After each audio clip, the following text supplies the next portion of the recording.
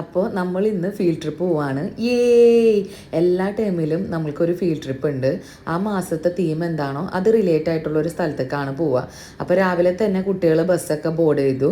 നമ്മൾ പോകാൻ ഉദ്ദേശിക്കുന്നത് കമ്മ്യൂണിറ്റി ഹെൽപ്പേഴ്സ് റിലേറ്റ് ആയിട്ടുള്ള ഒലി എന്ന് പറഞ്ഞിട്ടുള്ളൊരു സ്ഥലത്തേക്കാണ്. അവിടുത്തെ സ്റ്റാഫ് മെമ്പേഴ്സൊക്കെ നല്ല അടിപൊളി സ്റ്റാഫ് മെമ്പേഴ്സ് ആയിരുന്നു.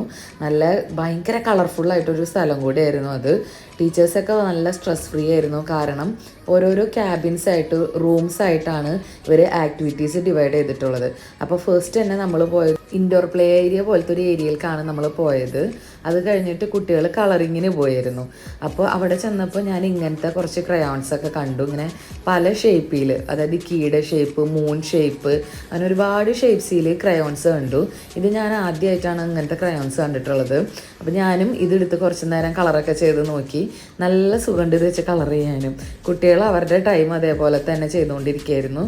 അവർ കളർ ചെയ്തതിന് ശേഷം അത് കൊണ്ടുവന്നൊരു സ്കാനറിൽ വെച്ചു. അവർ എന്താണോ കളർ ചെയ്തത് അത് കൊണ്ടുവന്നിട്ട് അവരൊരു സ്കാനറിൽ വെച്ച് അതിപ്പോൾ സ്കാൻ ചെയ്തുകൊണ്ടിരിക്കുകയാണ്. അപ്പോൾ അറ്റ് എ ടൈം 2 വർക്ക്ഷീറ്റ്സ് നമുക്ക് ഇതേപോലെ സ്കാൻ ചെയ്തെടുക്കാനായിട്ട് പറ്റും.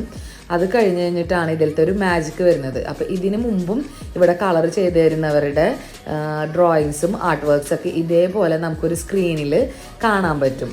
അവരെന്താണോ കളർ ചെയ്ത് വെച്ചത് അത് കാണാൻ പറ്റും. അത് കഴിഞ്ഞിട്ട് അവരൊരു ലൈറ്റ് റൂമിലേക്കാണ് പോയത്. അവിടെ കുറേ ബോൾസും കാര്യങ്ങളൊക്കെ ഉണ്ടായിരുന്നു. അപ്പോൾ ഇത് കിട്ടിയോടെ കൂടി കുട്ടികൾക്ക് വേറെ ഒന്നും വേണ്ട, അവരിത് വെച്ച് ഓടി നടക്കായിരുന്നു. പിന്നെ അത് കഴിഞ്ഞപ്പോൾ ജെംസിൻ്റെ പരിസ്ഥിതിയിലുള്ള പോലത്തെ ഒരു നെറ്റ് റൂമിലേക്കാണ് നമ്മൾ പോയത്. അത് കഴിഞ്ഞ് ഒരു വാട്ടർ പ്ലേ ഏരിയ പോലത്തെ ഒരു ഏരിയയിലേക്ക് പോയി. അവിടെ അവർ ഭയങ്കര ഹാപ്പി ആയിരുന്നു. കാർ വാഷിങ്ങും അതേപോലെ തന്നെ ബോൾ പ്ലേ ഒക്കെ ആയി കുട്ടികൾ കുറേ നേരം അവിടെയും സ്പെൻഡ് ചെയ്തു. നമുക്ക് ഓരോ ക്യാബിനിലും ഓരോ ടൈം സ്ലോട്ട് ഉണ്ട്. അത്രയും നേരം തന്നെ നമുക്ക് അവിടെ നിൽക്കാൻ പറ്റുള്ളൂ. അവരെ ഈ ബ്ലൂ ഡ്രസ്സൊക്കെ ഇടിയിച്ച് ഡ്രസ്സപ്പ് ചെയ്തതൊക്കെ അവിടുത്തെ സ്റ്റാഫായിരുന്നു. അവർ നല്ല ഹെൽപ്പിങ്ങും ആയിരുന്നു. അത് കഴിഞ്ഞ് പിന്നെ നമ്മൾ പോയത് ഒരു ബോൾ പൂള് പോലത്തെ ഏരിയയിലേക്കായിരുന്നു. അപ്പോൾ കുട്ടികളൊക്കെ അവിടെ കളിച്ചുകൊണ്ടിരിക്കുന്നുണ്ട്. കാര്യം ആ റൂം നല്ല ഡാർക്കായിട്ടുള്ള റൂമായ കാരണം നമുക്ക് തന്നെ വീഡിയോസ് ഒന്നും എടുക്കാൻ പറ്റുന്നുണ്ടായിരുന്നില്ല. അപ്പോൾ അവിടെ ഉണ്ടായിരുന്ന ഒരു സ്കാനറിൽ ഞാൻ ഇതേപോലെ നമ്മുടെ ചാനലിൻ്റെ പേരൊക്കെ എഴുതി നോക്കി. അത് കഴിഞ്ഞിട്ട് ലാസ്റ്റാണ് നമ്മൾ ലഞ്ച് കഴിക്കാൻ വേണ്ടി പോയത്. അപ്പോൾ കുട്ടികൾക്കും അതേപോലെ തന്നെ ടീച്ചേഴ്സിനുള്ള ലഞ്ച് അവിടെ തന്നെ ഉണ്ടായിരുന്നു.